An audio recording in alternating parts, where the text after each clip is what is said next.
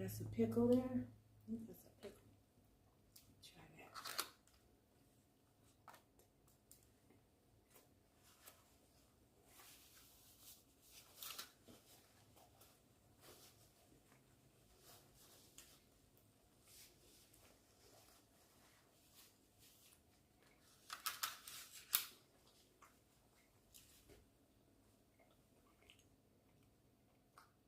that. Okay.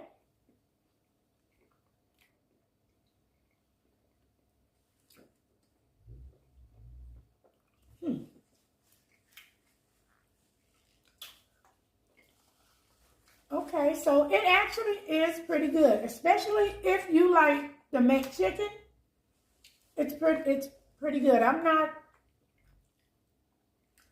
It actually tastes pretty good. So I could see purchasing it if you don't want the ground beef and you want to go with the chicken.